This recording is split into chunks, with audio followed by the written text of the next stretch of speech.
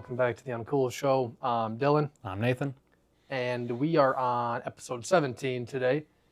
And, keeping with the Halloween tradition, Halloween just happened, and Nick and I did Halloween 3. Nathan and I are going to talk about Scream today. Scream is my favorite horror movie, my favorite horror franchise. I ditto. Yeah. I'm the same. I feel the same exact way. It's just very iconic, very important to us, and kind of brought the slasher and brought horror back into a forefront at a time where horror was kind of dying off. But Scream is the best. Why don't you talk a little bit about your relationship to Scream and what it's meant to you throughout the years? Keeping up with the theme of you introducing me to movies back in the day, this was a big one I knew for you when I was younger, and hearing you talk about Scream and your love for this franchise. I remember when Scream 4 came out, that was a big deal for you and your friends in high school. And this was always a franchise that I wanted to connect to as much as you did. And I have. I think this is my favorite horror franchise too. And I think it's just the best written horror franchise. You have one of the titans of horror in Wes Craven behind the scenes. Kevin Williamson. Williamson. Writing most of the movies. Who's one of my favorite horror screenwriters. Yep. He always has a great knack for putting in the more, he's very referential in his writing, and a very meta-textual, everything that he does. And well, that's kind of been the legacy of Scream. Right. The metatextual analysis and the metatextual aspects of it that they really don't age. Because they're so rooted in horror normalities, and horror tropes.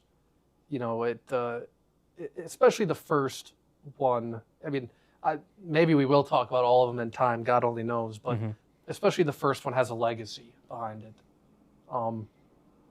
Wes Craven directed. Why don't you talk a little bit about Wes? And I mean, his legacy is kind of like at least for this movie, he's known for the beginning and the ending, just like tying everything together in such a wild way. But why don't you talk about Wes Craven, somebody who maybe some of our viewership might not know much about? Like Kevin Williamson, I think Wes is an extremely self-conscious filmmaker. I think he knows the material he's working with, and he has a tight grip on tone. You can see that throughout all of his Scream movies. The Nightmare on Elm Street is obviously his baby. I've only seen the first one, unfortunately. Yeah, me too. That's a huge blind spot for me. Yep. But of what I've seen in that franchise, he knows how to have fun in the genre, and he doesn't take himself too seriously. That's why I say he's a self-conscious filmmaker. You can feel his voice throughout all of his work, and no matter what situation he puts his characters in or how dire the situations are in the movie, there's always a lightness and a great sense of humor to everything he does. Yep. Red Eye is really indicative. Oh, that's of another. That. I completely forgot about Red Eye. Red Eye is super indicative of that, and kind of there. I love Wes mainly because of this franchise, but I haven't seen like Last House on the Left. Hills Have Eyes. Hills Have Eyes. Mm-hmm. There's a lot of his. I saw his really crappy werewolf movie, one of the last ones you made, but. I did too. That's Cursed. I think that's okay. That's kind of like in the Scream fold. Yeah, it's fun. He's kind of a blind spot for me too. Like you said, I've only seen the original Nightmare on Elm Street and portions of the remake with Jackie Earle Haley. But Wes Craven passed was it not too long after Scream 4? Yeah. Was that it? Maybe around 2014, 2015. That sounds right.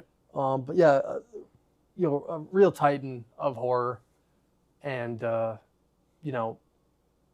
horror filmmakers, both past and present, really have reverence and respect for him and talk about him, as does the cast of this movie.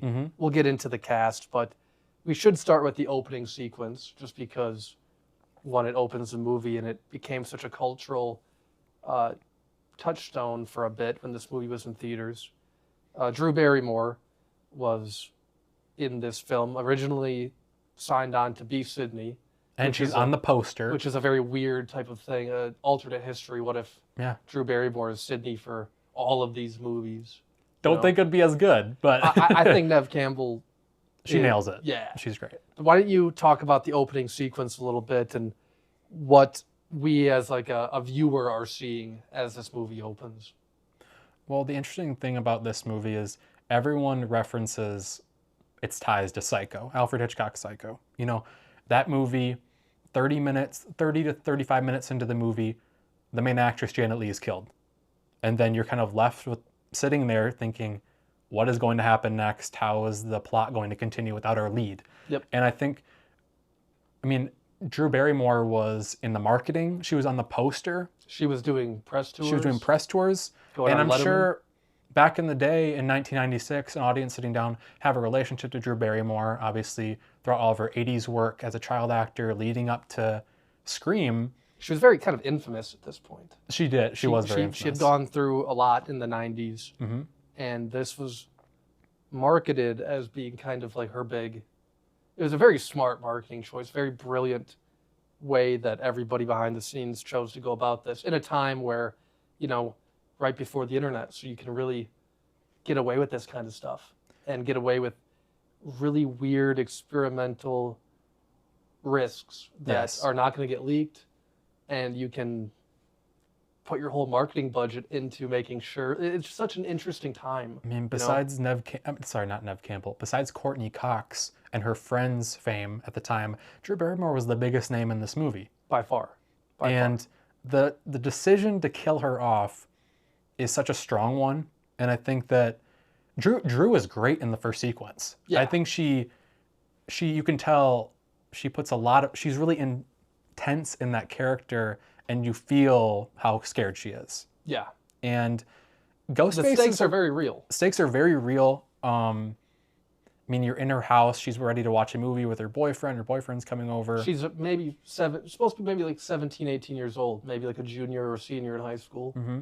And I'm sure people sitting in a theater and watching it was like, this is going to be her boyfriend dying, and she's going to be leading the movie after that and grappling. She's going to get away somehow. She's going to get away. It's going to be a huge scare to start the movie, but she's not going to die. Like, there's no way. Yeah. And the decision to kill her off, and to kill her off so brutally. It's a brutal kill. Yeah. No punches pulled. I mean, no. It really goes for it in terms of both blood and gore. Right away, exactly. They kind of draw a line saying this franchise is going to be bloody and gory, and we're not going to make any apologies for it. Yep. And I don't think, well, a lot of the horror movies before then, obviously horror has a huge history of blood and gore and shock value, but I don't think a slasher had that much like right away in the mainstream, I would say. I think Scream definitely popularized that level and use of those effects. It feels, I mean, the opening scene feels very real and very grounded. The rest of the movie, there are instances where it's not grounded in reality, so to speak. But the opening feels like it could happen to any young lady at home, you know, watching a movie. And that's kind of what makes the terror real. And I think if you shy away from the blood and you shy away from the gruesome reality of, you know, what violence actually looks like, you're kind of doing a disservice to the film. I know a lot of horror movies have to do that to get that PG-13. Thankfully, Wes and Kevin and the Weinstein brothers, who were heavily involved in Scream for a long time, they did want this to be an hard R-rated film. They really believed in the script, and a reason they believed in the script was because of how well prepared and well shot the opening was. That was kind of like the audition for the rest of the film. Like, if we can nail this, we can kind of nail anything. And again, the opening stands the test of time. I've seen it so many times that it isn't scary. Definitely not Scream scary hasn't been anymore. scary to me in a long time. Me either. Because I've watched it so many times. But, you know, and shout out to Nathan Langhoff, old friend of mine, still a friend of mine, but I don't see you anymore. But for introducing me to Scream. I love you, buddy, and I love Scream, and I'm pumped for Scream 7.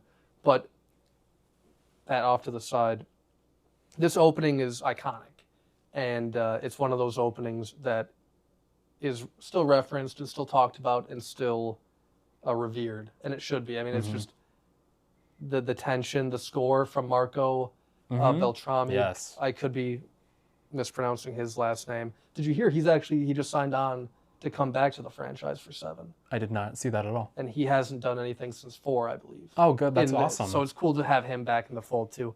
His little moments of score and little like shrill strings kind of make the opening. Just a too. very competent, composer. Yeah. I think sometimes, scores like big, like very, I don't know, bombastic scores get the most attention, but like a really good horror score, thriller score is hard to master, I think. Yep. And Marco Beltrami definitely does that. But again, the opening, it is Casey, fighting for her life, barely kind of missing an opportunity with her parents as her parents pull into the property, and she's finished off, so to speak. From there, you get the title card, and the movie kind of really goes from there. We're introduced to Sydney Prescott, played by Neve Campbell, who is become an iconic final girl. She is the final girl. It's like her and Jamie Lee, as like the two cultural touchstones of horror that you can't kill them. No, you just can't. And when they eventually do, and I'm sure they will, I don't think they're going to do it in 7, but it'll happen. Maybe I hope not. Because they didn't do that with Halloween. They let Laurie No, they didn't. kind of ride off into her own little sunset. Maybe I don't know. That's a good point. Maybe they will let her have her rest. But you never know. Who knows? You never know. Yeah. I mean, they're introducing her daughter in 7, but that's another can, another can of worms. We'll get to that. But yeah, you're immediately introduced to Sydney Prescott. Again, 17, 18 years old. Kind of shy, kind of withdrawn due to the death of her mother the year prior, the murder of her mother the year prior. So Sydney, right away you're told that Sydney is traumatized, and you see it in her performance. She's very standoffish with her boyfriend. She has trust issues, and you see that very clearly. But Neve Campbell, I think it's appropriate to focus on her for a bit, just because, again, she is the final girl of this franchise and of horror, really. And she is somebody who has grown on me so much as a performer and as Sydney. The first couple times I watched Scream, I'm like, I don't know how I feel about her. But now I couldn't imagine anybody else being Sydney Prescott, and what Neve brings in terms of her vulnerability. Yes. And her, her deep appreciation for like stage acting. I believe that's where Neve got her start. You can see it, that she's one of the better actors in this film. Absolutely. By far. What are your thoughts on Neve? What are your thoughts on how we're introduced to her? I bring this up because not a lot of horror movies will just be like, this is our protagonist and this is why she is so screwed up immediately. And it's a very kind of interesting choice just to like put us right into her world. Drop it all instead of having to like learn about it. And that in modern horror, I think that like your character's constantly going through trauma, or they have trauma in their past. It's kind of like sprinkled in. It feels a little bit overdone and overcooked at this point. But back with Scream and Sydney, we immediately know what's wrong, and we feel for her, and we feel a lot of empathy for Sydney, and that's all due to Neve Campbell's performance. I think she's a very emotional performer. 100%. Her eyes are. I think her eyes are her greatest strength. Yeah, she's a great very actor, intense great eyes. actor. And when we were watching it not too long ago, there's a shot later in the movie where it just like cuts to her face when she's on the phone with her first real interaction with Ghostface. Yeah, for sure. At her house when she's alone. When he says something terrible about her mom, and it cuts to her and she immediately turns after like joking with him. Yep. And I always go back to that thinking, that's really hard to do, like hold the camera like that and be so emotional, and you know what's going on behind her eyes. Like you said, that's a great strength of hers. And I don't know, like I wouldn't say Neve is the most like charismatic actress. No. But she has a presence about her that lends itself well to the screenplay and with this director and with this character. She is like Sydney. you, like I have definitely warmed up to Neve as an actress. Yeah. And I mean, looking at her the entirety of her career, nowadays all she really does is Scream. You know, or the big things that she does Yeah. is the Scream franchise. And, you know, I think some actors would, you know, kind of rest on that. But she's done a lot of work before and after Scream. A lot And of character work. yes, and she was a big name for a time. Now, I mean, she settled into just being Sydney. Like that's, and she'll always will be Sydney Prescott to she's me. Sydney Prescott. And that's just a testament to how great she is in all these movies. How great she is, and again, how well written her character is for having very little on the page in terms of how well written she is. But you know, whether it was conversations on set between the three of them, Wes, Kevin, and Nev, she really brings a lot that isn't on the page in a way that nobody else in this movie, other than maybe Lillard for sure, brings. She's just great. I really couldn't imagine Barrymore being Sydney. I couldn't imagine anybody being Sydney, and I'm really happy she's coming back. Yes. So we're introduced to Sydney. We're introduced to her boyfriend, Billy Loomis. Billy Loomis. Yeah, just that last name right away. Perfect. Awesome. Dr. Loomis from Halloween. Yep, that's for sure. That's the a reference. huge reference. Billy Loomis, her long-term boyfriend, It seems. Definitely before her mother was killed. Yes, played by Skeet Ulrich, in a very interesting role.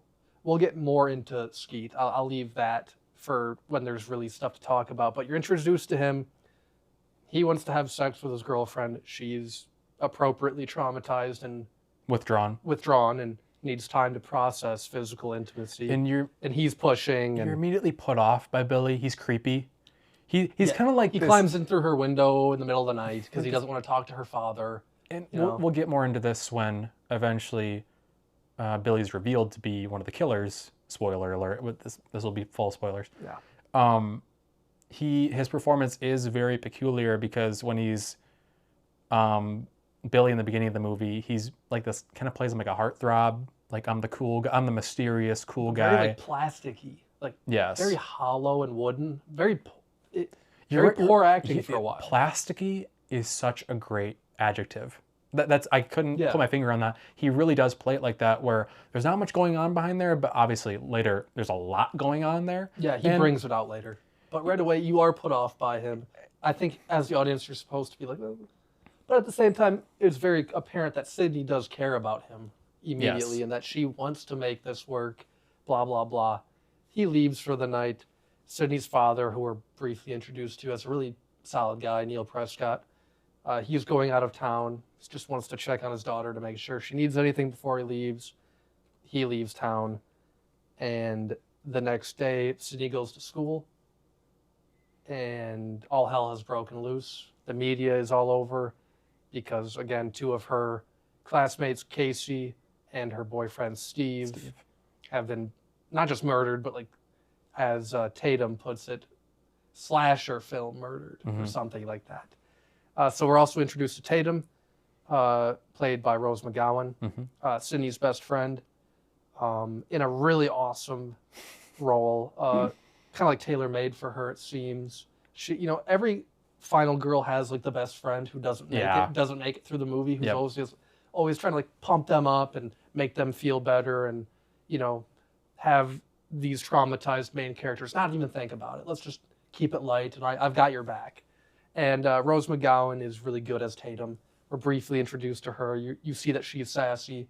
She has a weird sense of humor. Filled with attitude. She is. She knows who she is and doesn't apologize for it.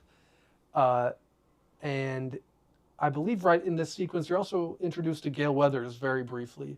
Very briefly, yes. Because later on when Gale is talking about Sydney's past and Sydney punches her, that's later on in the movie, I believe. That part, but she has like a brief like. You know, I know what you're saying. Yeah. Because she and her cameraman come in and park at the school and are filming their little bits for the news. As she's trying to like worm. Yeah, for sure. But yeah, we'll get more into Gale. But Gale, played by Courtney Cox, briefly pops up, and then we get one of the more iconic scenes of the movie. Well, I mean, Sydney goes to class and she talks to the police and has an interaction with her principal, played by the great Henry Winkler. Great Henry Winkler. We'll get into him too. But right after that, we get the fountain sequence in which you are introduced to the entire friend group. So Sydney, Tatum, Billy is there, Billy's best friend Stu Macher, played by Matthew Lillard, and then Randy Meeks, played by Jamie Kennedy. Both Lillard and Kennedy are incredible in this scene, especially. This scene almost seems kind of tailor-made for those two to show off their personalities and their characters. We've already met the other guys. Stu and Randy just kind of eat up this scene. But this scene is such a good introduction to the dynamics of this group. I was just going to say, the dynamics are ever present. You get, Stu is just the annoying boyfriend, and he's always saying the wrong things and getting on people's nerves, always on, and saying inappropriate jokes that bothers people, and just he knows how to get under people's skin. Same thing with Randy. I think that's why they make a good pairing, and that's just a great bit of casting to have those two interact with each other. We'll get into Jamie later, but Jamie's fantastic, along with Lillard. But that shot of the fountain is iconic. It is. Of just the group, like, looking into camera. All very equally interesting performers. Yeah. All very different, all very unique. And they all have different performance styles. And obviously, two of them are playing it up, something up. Yeah. Two of them are acting in that sequence and in the dynamic. Yeah. So because they don't want to reveal their cards, at least not yet. And, again, this scene isn't long, but it's one of my favorites. Mine too. It's iconic. You get Kennedy doing did you put our liver in the mailbox? Doing that little voice. Doing his voices. You have Stu doing his, like you said, his inappropriate jokes and, just wild stuff from both of these performers in roles, again, that they were tailor-made for. As the movie progresses, again, we have met the principal, played by everybody knows Winkler, and if you don't know him, you've seen his face. Mm-hmm. He's an American icon, and he plays such a fun little red herring in this film as Principal Hembry. He's a principal. He's clearly doesn't like the students. He doesn't like the kids. Doesn't like his job. Probably doesn't like his life, and he's kind of like, I wouldn't even say passive aggressive. He's aggressive towards a couple of students who are wearing ghost face masks and pranking kids and scaring people.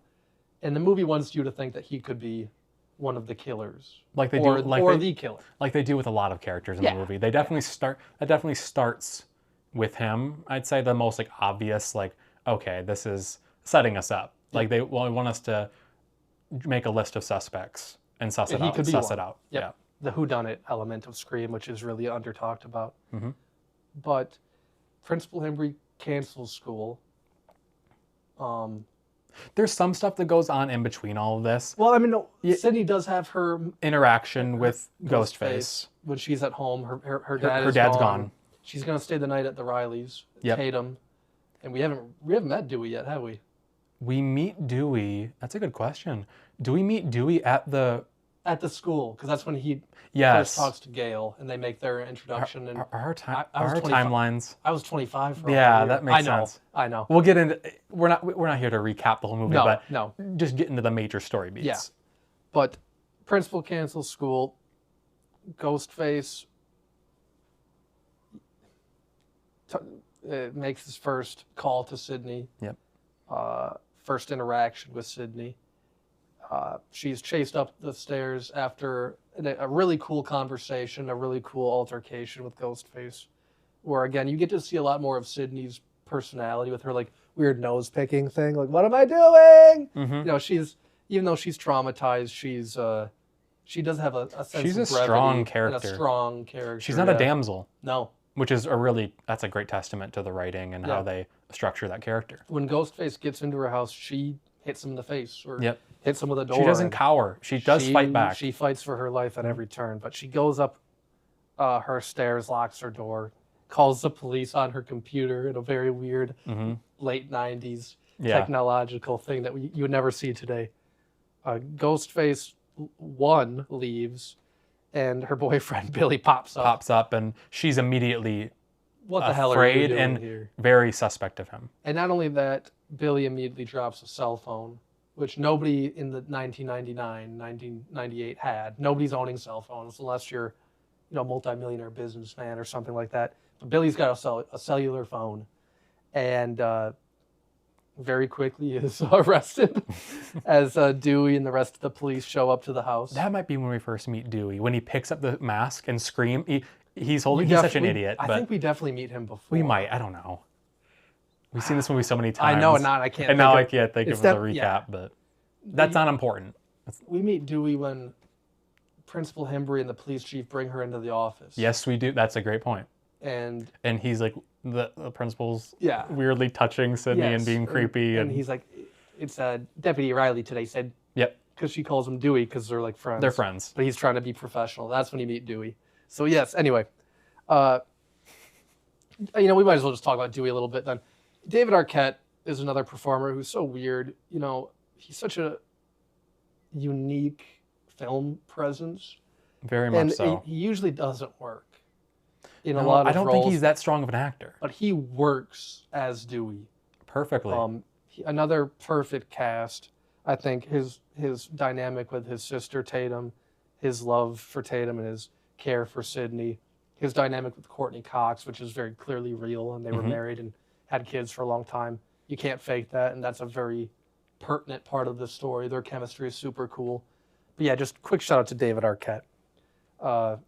Dewey is one of the best horror movie characters of all time, and his presence will be sorely missed going forward in the franchise. They screwed up killing him in 5. They should have killed off someone Cox or whatever. Anyway, Dewey's just the best, and in this movie, he has a much needed sense of brevity and lightness, and he brings most of the laughs, other than Lillard and Kennedy. Absolutely. In the main meat of the movie, but Billy's arrested.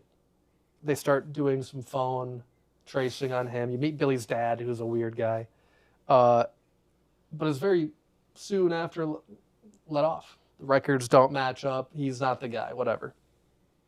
And at school the next day, Sydney and him have this weird interaction in the hallway that's it's been often parodied. Yes. And in the Scary Movie franchise and a lot of other like B movies.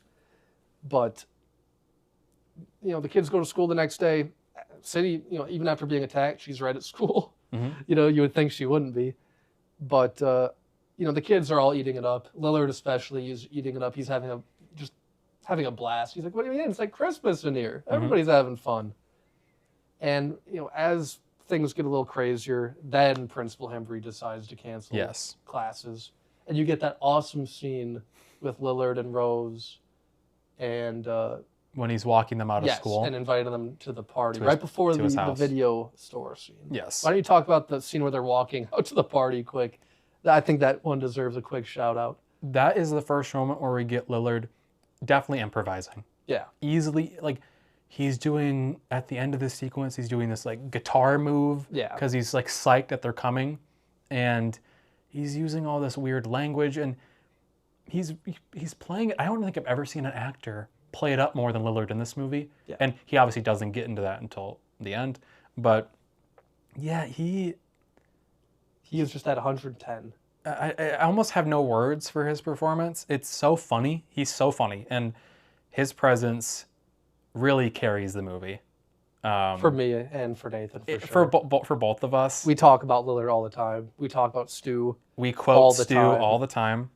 He's somebody that, when Lillard came to Lake Geneva a few years ago, we should have went and saw him. And we didn't. We'll meet him eventually. Well, yeah, he's one of those guys that we have a very special and weird relationship with. I just love every time he pops up. Yeah, every time he's kind of appointment viewing for us, and we have that with a couple of actors, but he carries one of those torches for us. But yeah, you definitely get him in this scene at the peak of his game. You get the needle drop with school's out for summer, as he's inviting them, but again, he's definitely improvising. There's no way Kevin wrote that scene that way. Right. I would have a very hard time believing that was on the page. But you're really getting to see just how unique of a performer he is. Again, Lillard he didn't even go to the auditions to this movie to try to be Stu. His girlfriend at the time, the cheerleader who's talking poorly about Sydney's mother in the bathroom, she has a really kind of a cool monologue. she had gotten that tiny role, and they just saw him. They're like, "That's the guy. You need to come in and read for this." And the rest is history. It kind of like really kickstarted his career. But this is one of those scenes where Lillard just eats. I mean, he's swinging Rose around on his his shoulders. He's picking people up. He's doing his improv movements, like you said. He's like an alien. It's like you dropped an alien into the middle of this movie with normal people. And right after that, you do get the video. Which is one of my personal favorite Yeah, sequences. why don't you chat about that? It's not one of the best, but it's one of my personal favorites because it speaks to how meta this movie is. This is the meta scene for sure. Stu is making the rounds, making sure everyone is coming to his fiesta, as he calls it. And he goes to see Randy, who works at like a Blockbuster. Yep. And it is packed in there. Because everyone's renting movies for the night because they have a curfew. Like everyone has to be indoors by like 8 or 9. 8 or 9, I believe. And so, Randy's saying, I'm getting off early, so I'll be at the party. And then eventually, Stu brings up, well, they both start to talk about who the suspects are. Yeah. And Randy, being a huge horror movie nerd and like film historian at like 18 years old, and he's into all these B movies and he knows all the tropes and all the stereotypes, and he's kind of laying it out. And they're talking about Sydney's dad maybe being a suspect. That's what Stu says. Pushing. Yep, Stu is pushing that. Randy's not buying that.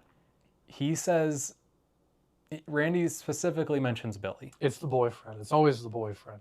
And he gets the motive right too. He definitely clocks it. Maybe it's because Sydney won't have sex with him. And eventually, which isn't the dad's a red herring. It's a Billy. Yep. And then as Randy turns, Billy's there, and that's the first instance where you see the double side. You see Skeet turn it up a little bit. Yes, and you see, Billy's kind of menacing. Yeah. He's not this weird, creepy, somewhat heartthrob. Yeah, heartthrob, whatever. There's something dark there. There's something dark and something menacing, and he's basically threatening Randy by saying, why couldn't you be a suspect? Like, all this stuff. That your movie-addled mind, just snapped. Yep. And then he says, then Randy, this is a great line from Kevin Williamson. It's the millennium. Motives are incidental.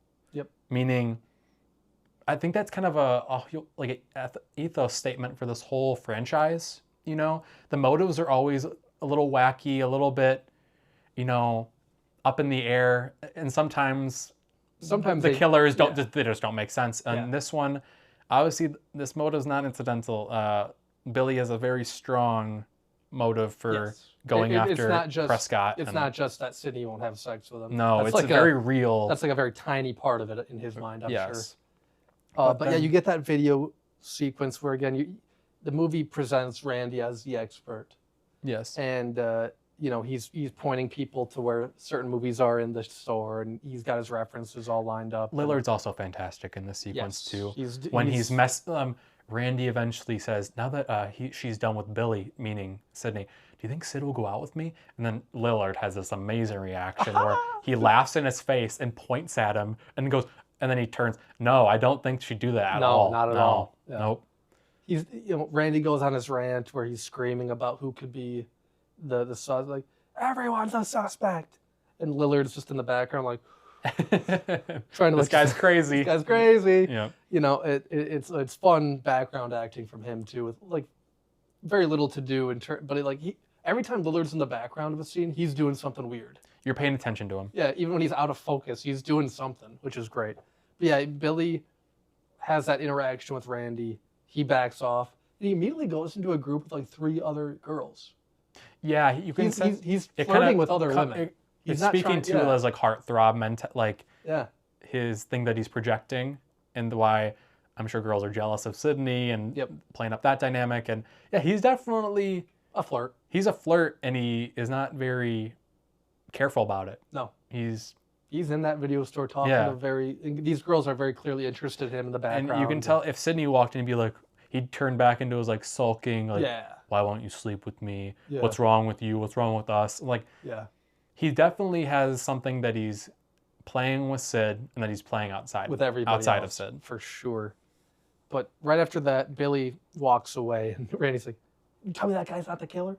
Mm-hmm. I do believe right after that you get the scene with Sydney in the supermarket with Tatum, and then their chat at that rotunda, which I Yes. like that scene. The Me too. supermarket sequence doesn't really make sense, No. but you get that chat between Rose and Nev. That's like the best character moment for these two. Yeah.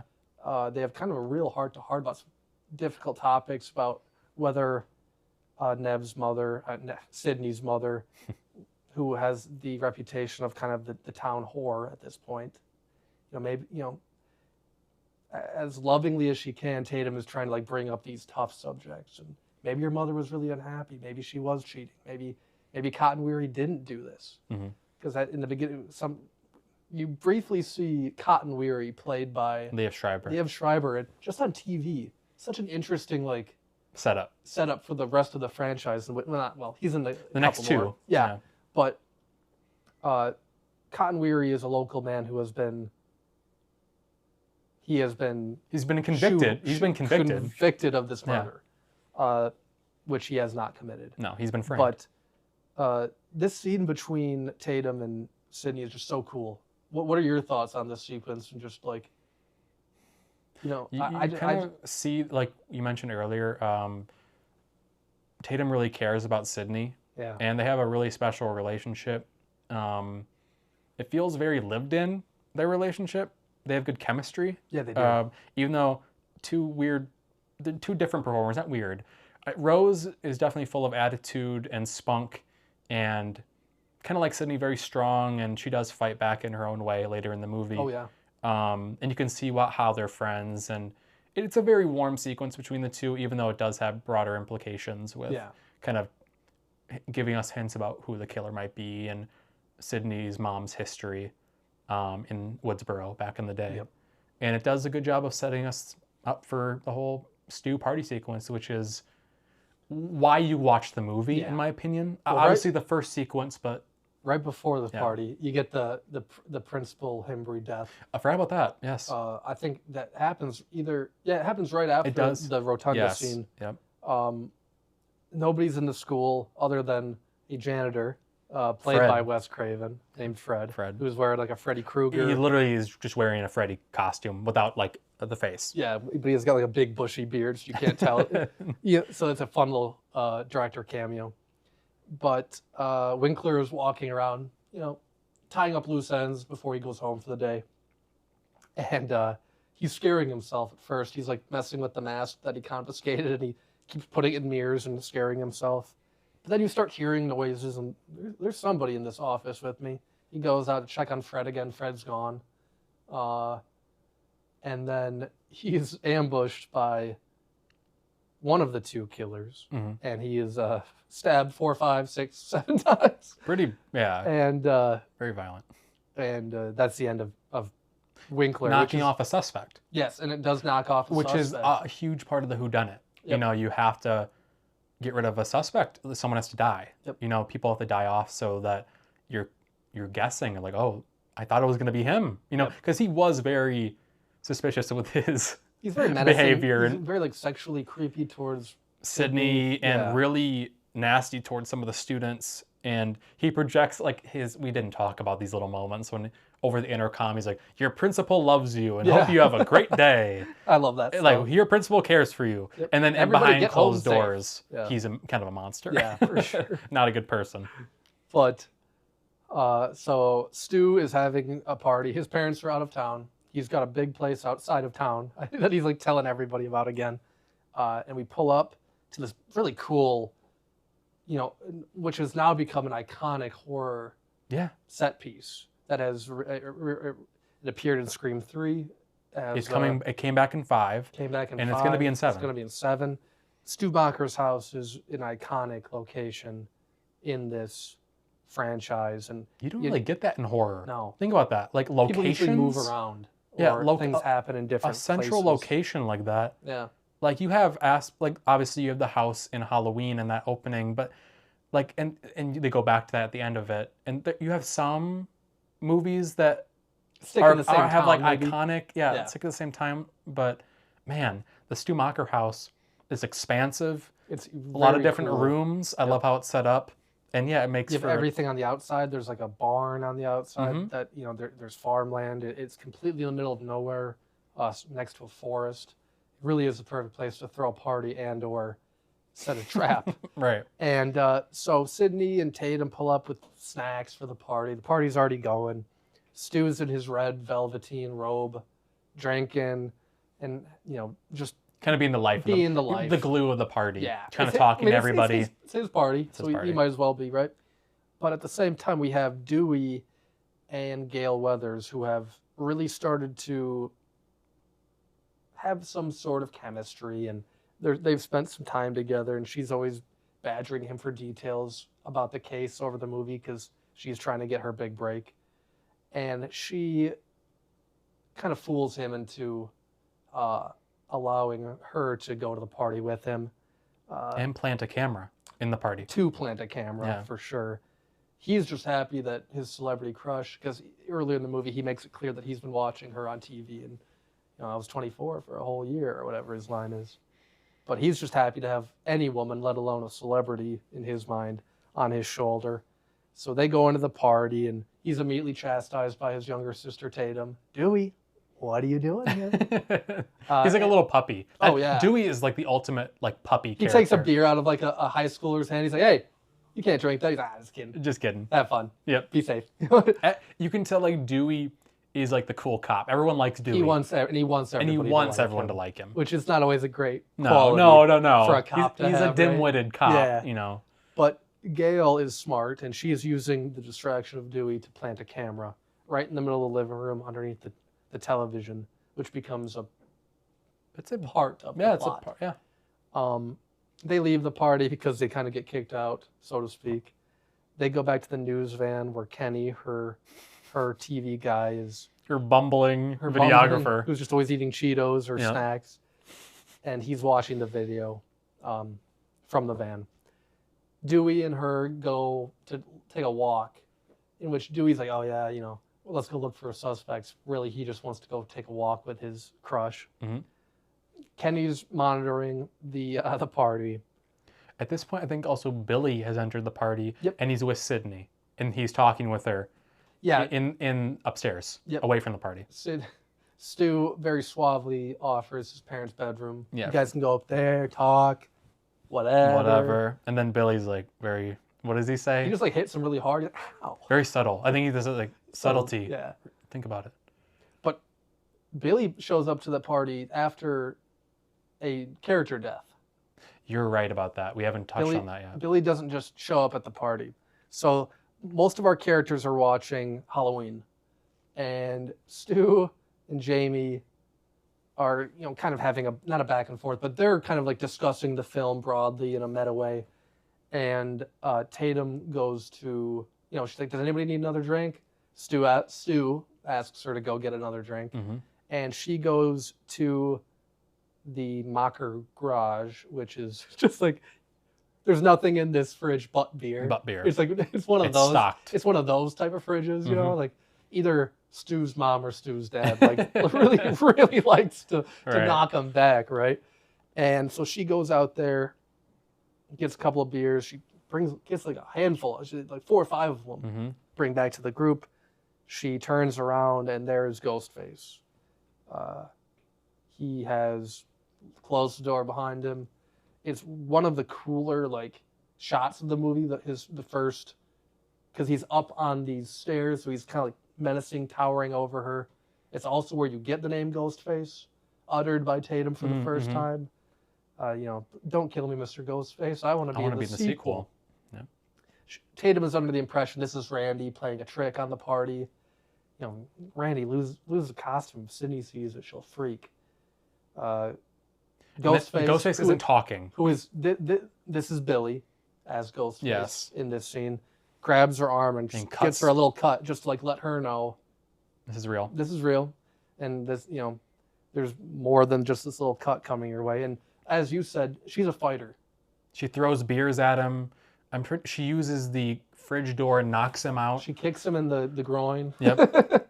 They fight back because one thing She's fighting, really fighting quickly for her life. about Ghostface just in general, they're not supernatural. They're people. They're going to get beat up. Like, they get hurt. Yep. You know, because there's someone behind that mask who is going to hurt as much as, like, Sid does or any other of the characters do. You know, And they feel pain. And when they are hurt, you usually hear, like, oh! A grunt, like a moan. You hear something, and it's like, oh, yeah, like, this isn't, like, Freddy or Jason or Michael Myers. This is a person. So she gets a couple good licks in and makes a crucial error. She tries to sneak out through the doggy door of the garage, and Ghostface Billy pushes the garage door opener. It lifts her.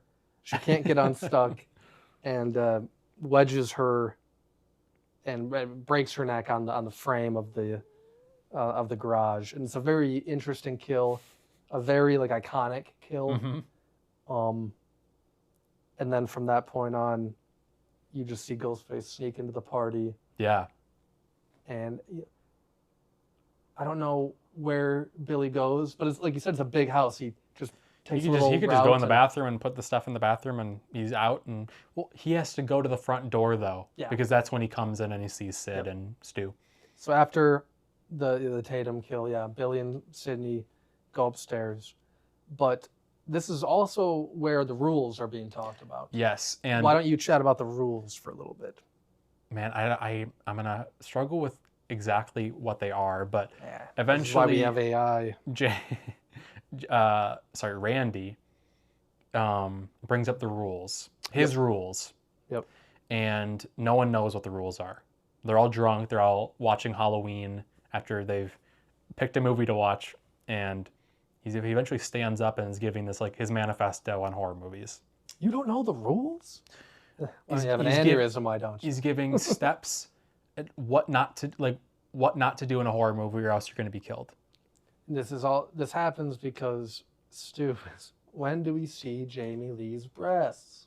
And then Jamie he's like Kennedy giving the history. He's like, not until Trading Places. Yep. And then he not in, because he makes a point saying Jamie Lee Curtis was always the virgin in horror movies, which does have ties to real life, like that those were how tropes in horror movies. It's like 80s, 70s. Yep.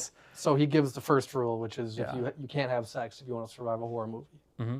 You know, and they're all booing him. They're throwing popcorn at him. Yep. And you will also not survive. Sex equals death. That's sex equals death. You won't survive the movie if you're drinking or doing drugs.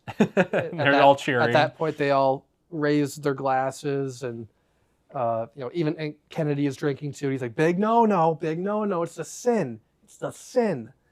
And then he gives his third and final rule, which is, and if somebody says they'll be right back, they won't be back. So don't say you'll be right back. At that point, Stu gets up and gives one of his best line readings in the movie. I'll be right back, as he stumbles like a zombie as he's going stumbles back into the background. Yep. And they're all like laughing, like, oh, like he's in trouble now. The way teenagers would, right? From that point, you have Billy and Sidney having a heart-to-heart. There's some real emotional moments. Sidney's forgiving him, and kind of saying like, I believe you, like you're not one of the killers, like I fully trust you. And I do need to get past my mother's death, and the way we need to do that is by having sex. Yeah. This is what you've been pushing the whole time, blah, blah, blah. They do that, they reconnect. At the same time downstairs, Jamie Kennedy is getting a phone call that Principal Himbury's body's been found. So 90% of the party... They leave, they take off. They take off. Leaving very few people in this house. Yes. At this point, right before Sidney and Billy go upstairs, she's looking for Tatum because she wants to leave the party. Mm-hmm. Tatum's clearly nowhere to be found. They go upstairs, they do that. From that point, we have Dewey and Gail. They find this car parked in the middle of the forest, which is Neil Prescott's car. Mm-hmm. Again, reinforcing another red herring that Neil might be the killer. And we're left with our characters kind of spread out everywhere. Jamie Kennedy is the only one on the TV. He's finishing Halloween. He's focused on Halloween. Mm-hmm. At this point, he's very drunk. And he's talking to the TV. To himself telling, and to the telling the TV. characters behind you, like, look out. Yep. He's like, these characters are so dumb. Like, Yep. I'm the smart one. Like, I know movies. Yep. As Kenny's watching him do this on the monitor, you don't really know where Stu is at this point. I believe Sydney and Billy are They're still upstairs. And Dewey and Gale are on their way back to the house. As everybody's leaving, they almost run over Dewey and Gale, right? And so at this point, like we're at the meat of this movie, and you know what? Where does Gale? What? Okay, so I was just thinking about this. Yeah. So Gale and Dewey, they obviously fall down and they see the car. I was just thinking, I think it kind of really picks up when those two come back. But then is it Sydney that goes out to the van after Billy? Is Billy the first domino to drop? We're talking about this like. Well, yeah. Well, after Sydney and Billy have sex, Ghostface appears and stabs Billy multiple times. Stabs. Telling the audience that Billy is most likely dead. Yeah. And that Billy's not a suspect. Yep. So that crosses Billy off for now. So Sydney Yeah. is being chased by the second killer. Well, we still don't know that there's two killers. This could all just be one. Right. But there's two. We know that there's two. She escapes barely. She sees Tatum's body. She runs. She runs to the van, right? Yes. And sees Kenny. And at that moment, Kenny's watching Jamie. Randy's watching the TV. And what we didn't say, there's like a tape delay. Yep. There's like a 30-second tape delay. So we're behind. In the van with Kenny, we're behind. Yep. And eventually Ghostface is right behind Randy. And we're like, oh, he's about to kill Randy. Randy's dead. And something happens. Nothing happens. We don't even really see what happens. Ghostface just decides to keep moving. He doesn't. Right. He doesn't kill Randy. Which is kind of interesting. Maybe they want to keep Randy as a suspect. That too, but like given the second killer's relationship to Randy, Stu is the second killer, and Stu's like it seems like Stu and Randy actually do have. They're pretty tight. I don't think that Billy has any relationship with Randy. I don't think he likes Randy. I don't think Stu has any interest in killing Randy because even when Stu is outside of the house, he doesn't. He just like throws him to the side. And yeah. We'll eventually get to Billy and Randy, but yeah, for sure. For sure. I think that's an interesting thing that I've never really picked up on. That he has every opportunity to take Randy out, simple and clean. Mm-hmm. Not Randy for some reason, which is strange. And so after that, Kenny gets out. And he's about to go. He remembers the 30-second delay. And then Ghostface kills Kenny. And Sydney keeps running. She escapes once again. And that's when she gets into Dewey's cop car? Yes. Does the whole car lock thing? At that point, isn't it before that Dewey's dead? He's been stabbed. In the back. And it's this kind of like creepy moment where Dewey's like squinting and you don't know what he's doing. And he's like Sydney. He's like talking so quietly. Yeah. And eventually you see the knife in his back and he falls. Yeah. And that's when you get the first Ghostface knife clean of the franchise too. This is Stu doing all this chasing at this point. So Stu is chasing her around.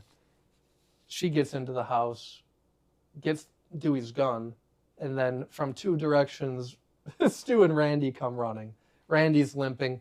He's blaming Stu. Stu is limping, blaming Randy. Before we move forward, Gale at this point before this all happens, right? Gale takes the van. Our timeline is so probably screwed up when talking about this, but Gale takes the van and there's so much going on in the 45. I know. Though. Kenny's on the van and there's blood on the windshield and she's wiping it. Then Kenny's body, because Ghostface somehow gets Kenny's body up on the van. Up there.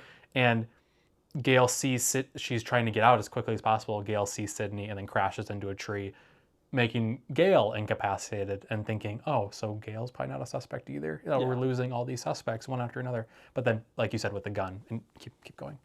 Yeah, well, I totally forgot about that. There's so much stuff that happens. It moves at a really fast pace. Mm-hmm.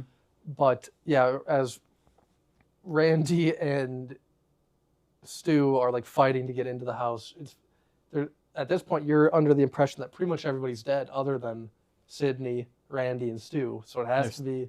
Yep. It has to be one of those two. It has to be Randy or Stu. Yep.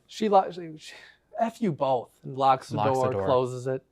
At this point, Billy, bloodied, stumbling, comes up from upstairs, Sydney, and then falls down the stairs.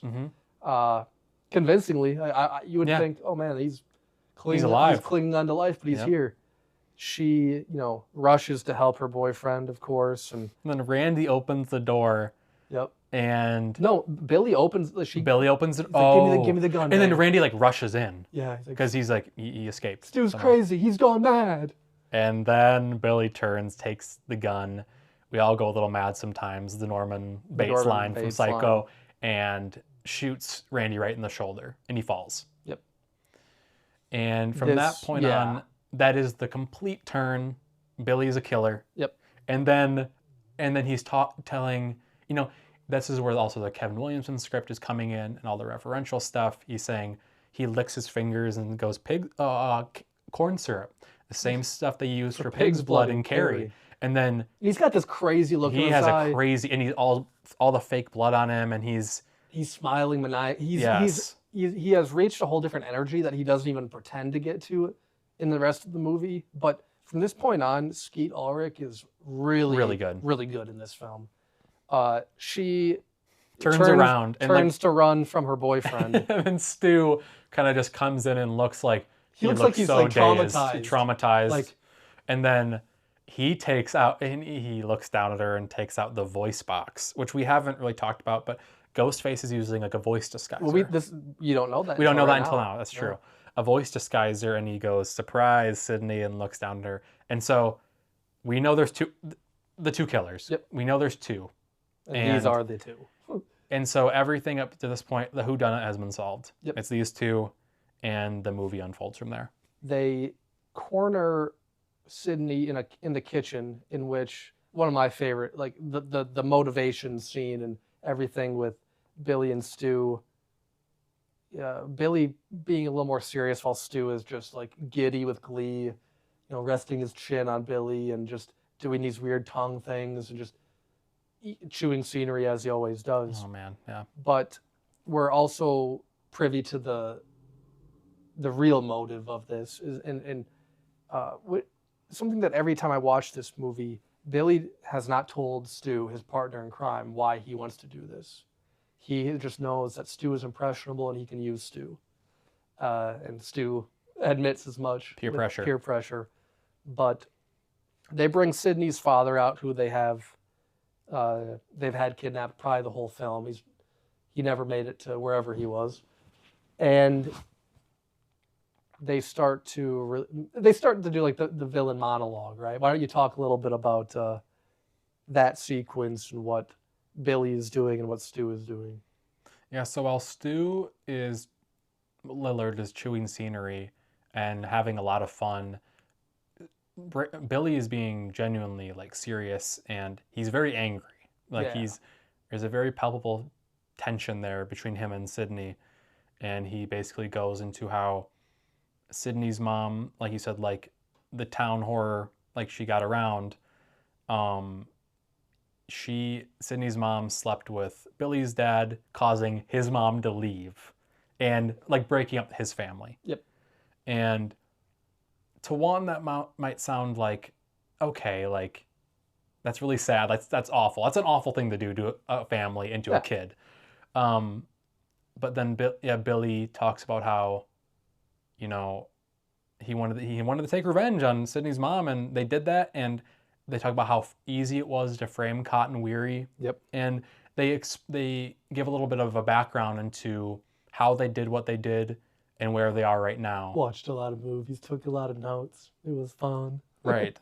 And like you said, Stu has this moment where he looks confused after Billy drops all this information. He looks genuinely like, whoa. And he's like, I did not know that's what I was getting myself into. Yeah. And eventually they bring out Sydney's dad, and they're saying like we're framing him like he's the next framed suspect. Yeah. Like he's going to be convicted of murdering all these kids. And at this point, and snapping basically. The police already think it's him. Yep. So they've already what these two kids have done has already worked so far. Very brilliant. Of course, cloned his cellular. It's all right there, baby.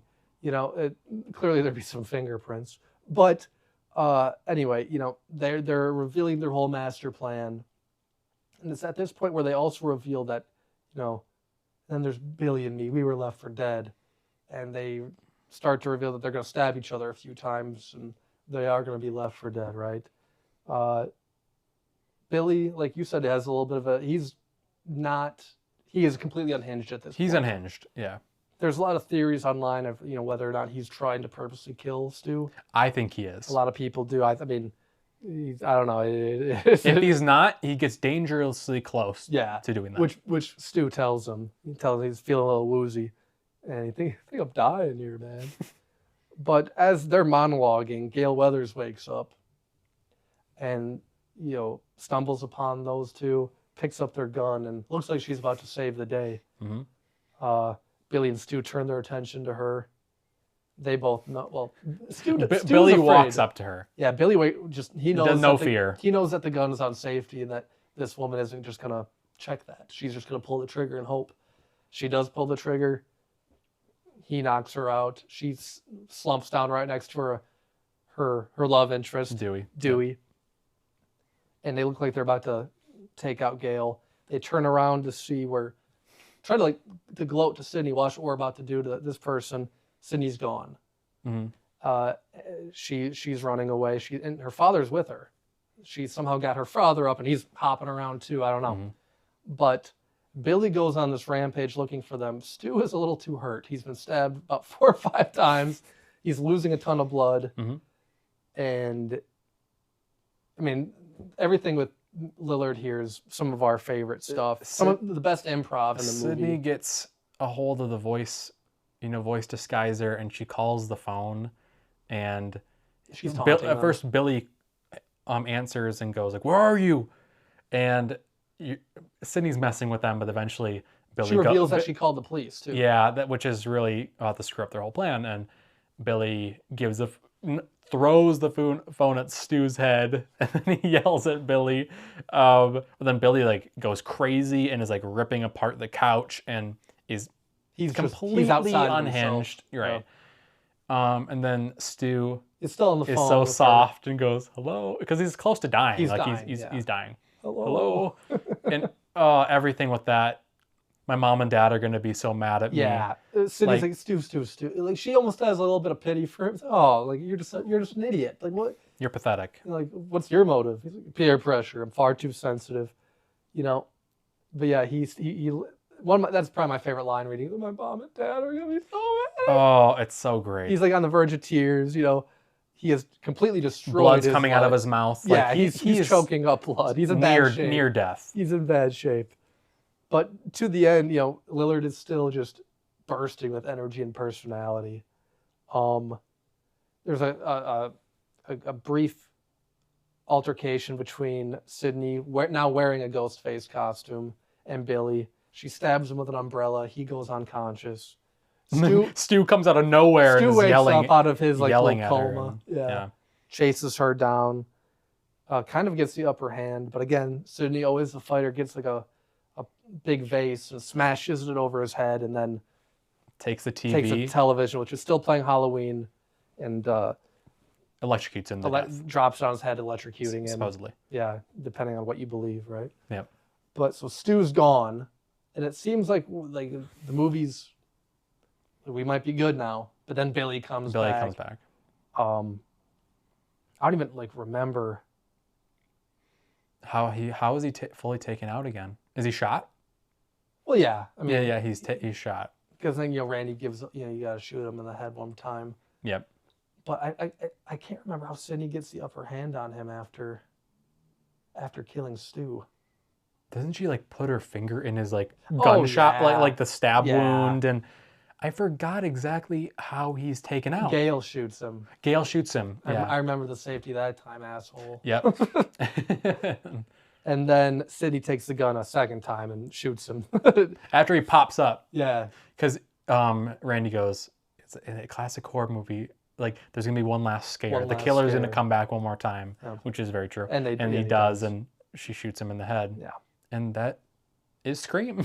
Yeah, we really... So, I mean, at the end of this movie, you really have what should have been the core four for a while. They've been trying to push the core four in the newer Scream movies. Should have been Nev and Sydney and Dewey and Gail and Randy for the next however for the many next movies. couple of movies. Things happen, whatever.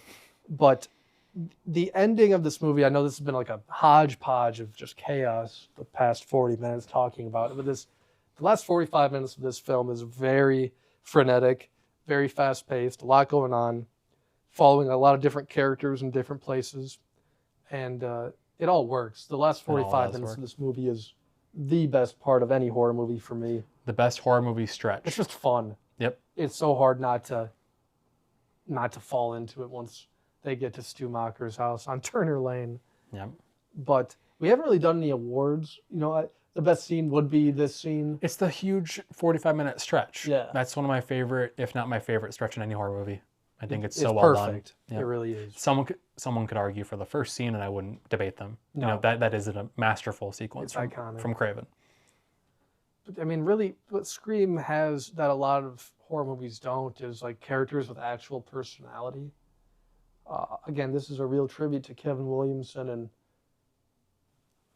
I have no idea how he, or what inspired him. There was a real life serial killer. I know that was part of it, but what he did with these characters, making them feel so real and lived in, and making their friendships feel real. A lot of horror movies try to do that, like I Know What You Did Last Summer, the original, and I know Scream just has a certain. Horror movie characters were never really given a lot of depth. No. Especially the slasher type. No. And when they're using high school kids. And archetypes to tell the story. Very one note, like the jock, the popular girl, the nerd, the weirdo. And we have that in this movie. They do play on that, for sure. But they're given a lot more depth, a lot more stuff to chew on, just as actors and performers. Most of it centered around Sydney and her trauma. But I was just reminded of The Faculty, another great movie. Kevin Williamson written screenplay in which all these stereotypes of these horror movie characters are adequately filled too, but just in a very different type of world. And, definitely not as much depth to that movie, but a very strong, funny script from Williamson. Another really good movie that I'd love to pod about one day. But for sure.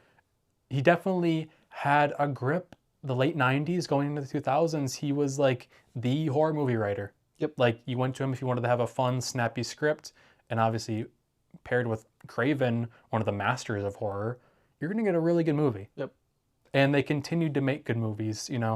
I just rewatched 2. I think 2 is a rock solid. Definitely not as good as the first, not even close, but really good. I'm excited to rewatch 3 and 4.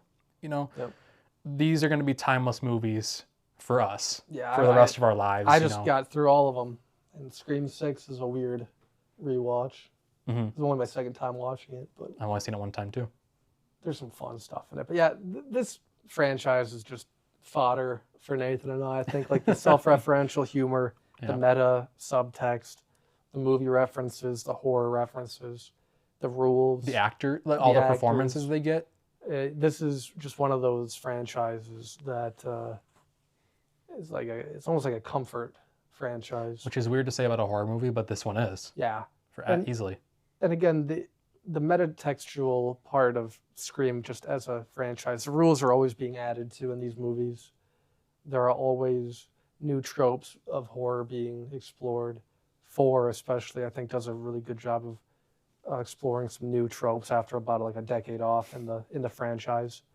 But these movies are they're smart and they're poking fun and they're self-aware and they're not too serious.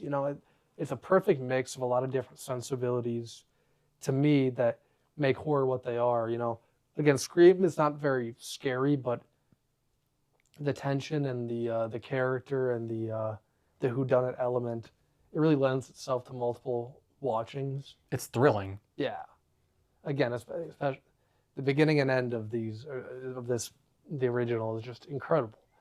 We don't want to gloss over it, but this is a well-directed movie. Wes Craven really knows what he was doing here, and he really put his foot into it, especially the 45 minutes that ends this movie. There's not one wasted moment, not one wasted interaction. It's well shot. It's well lit. Well, think about the editing. It's How they have to yeah. edit all those different characters and how they're Make it interacting work. with each other. Make the timelines work. All the locations in the house. I mean, they talked about that. That was like a difficult shoot. Yeah. That was a spent really difficult months. shoot. They spent months on that last sequence. They spent, I think, a month and a half on the opening with Barrymore. Which is super impressive and just a testament to how Craven knows how to direct a thrilling, scary sequence. Yeah. But contains all these mini genres. Like it can be funny, it can be sad, you know, it can be scary. There's a lot of tension, and you know, you're on the edge of your seat watching these movies. And you know, he is one of my personal favorite horror movie directors. I think easily it's him and John Carpenter. I mean, those are two bona fide masters of horror. And Wes, and now that John's retired, sorely missed in the horror movie canon right now. Even though their movies will live on, you know, I really do miss their presence. And I think we're kind of searching for the next one, you know, like for the next master to come through. And we've had people come in and out of the genre, but well, you know, horror right now is trying to be a little more philosophical, as opposed to like a good slashers aren't really happening. Making a good solid thriller slasher, whatever in the genre, like you just got a really fun movie. And I don't know, I think you're either getting remakes or reboots that feel kind of stale, or like you said, you're getting kind of like all these characters in trauma and the movies about their trauma, and the villains in the movie, the scares are... It's really about in here. A lot of very metaphorical. And I don't know, I just want a good fashioned slasher / whodunit. You know, I really want a good time at the movies, and that's why I'm super pumped for 7, even though I have my reservations about some aspects of the movie. Yeah. You know, these movies... They're fun. They scratch an itch. Yeah, they do. And I don't know, like we keep saying, we've been babbling about it for an hour now. It's my favorite horror movie franchise because there's not many weak points. They're all at least good. Yep. You know? Even the lesser movies, like to me, 3 and 6, they're a lot of fun. There's a lot of... I told, like last week, when I watched Scream 3, I'm like, oh, this is better than I thought it was. This is fun, at least. You know, these movies, there's a reason why they're still doing them, why they've stood the test of time. And there's a reason why, you know, for at least the 6th one kind of got away from like any type of metatextual analysis. But I can imagine that Williamson was kind of he's going to bring that back in the 7th one. I think so too. With the AI deep fake thing, perhaps. Right. That has been heavily rumored. But either way, you know, I'm just pumped to have Williamson at the helm. I mean, if it can't be Wes due to mortality, it should be the guy who made it. Now, God only knows what he'll be as a director. He's only directed one other film. It's been a long time. The trailer looks good. I will say that. Yeah. It looks like he has a solid... There's going to be a lot of good like set pieces. Yeah. And good sequences. So some cool kills. I have my hope. Me too. But, you know, Scream, again, not just this movie, but the whole franchise is a lot of fun. It just... Even if you're not into horror, I think this is the perfect stepping off point into horror. It was... I say that it was my first horror movie that I fell in love with. But I'd seen other horror movies before that really, they scared me. You know, this is important to me. I know it's important to Nathan. And if you're horror adverse or horror, you know, whatever, I do think this is a gateway, a good safer choice. You know, it's accessible horror in my opinion, and it's kind of pop horror, which I think can be maybe like a criticism for some people. It's not for me. I think that's impressive when horror movies can be accessible and don't go too far into violence and gore. Yeah. You know, I think at that point, like trauma porn, I have no interest in that at all. No, the violence needs to have a purpose, even though it can be a little over the top at times in these movies. It never feels gratuitous, right? Like a Texas Chainsaw Massacre, or not the original, but like lately, the 04 remake is abhorrent. The Saw franchise. I know I like the first Saw. Me too. that's like an actual genre film, but like what Saw turned into, the torture porn genre, shock over substance. Shock over substance is usually what people think of with horror. Scream definitely is, not just this one, but as a franchise, a little more substance over, it is the safest jumping off point, I would say. I think that's inarguable. Especially in like modern horror, this is the most accessible gateway if you want to step into watching horror movies. And again, tis still the season. I know Halloween just ended, but it's never a bad time to go through these movies. I just watched every single one, and they're all a lot of fun. And I have a lot of friends who feel the same way. I'm sure Nathan does too. It's just these are timeless horror movies. They're not making Friday the 13th right now. They're not making Nightmare on Elm Street right now. This is one of those franchises that has continued somehow. I mean, you're mixing Agatha Christie whodunits with a slasher. I mean, that's a brilliant premise and a brilliant jumping off point. And I mean, they're mystery movies. Yep. Obviously, they're violent and they're scare. There's big jump scares and everything, but I don't know. There's something you can come back to, and it doesn't ever feel truly stale. No. Obviously, some of like the motives can feel stale. Some of the performances, like whoever they get in the movie, maybe the writing's not totally on par with the early Fare. Yeah. And four, which is the most underrated Scream, and this is probably the second best. Favorite for sure. But this franchise always finds a way to reinvent itself. Keep moving. Yep.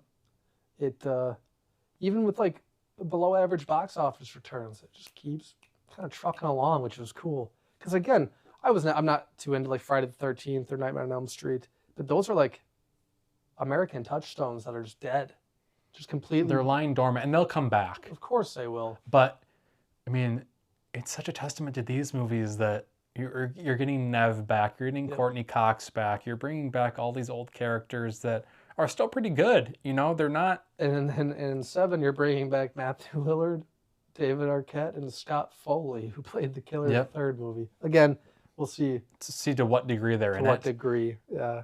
But it's a very interesting. I mean, getting Lillard back is a huge. Yeah. That should be a boon, to the success of this movie.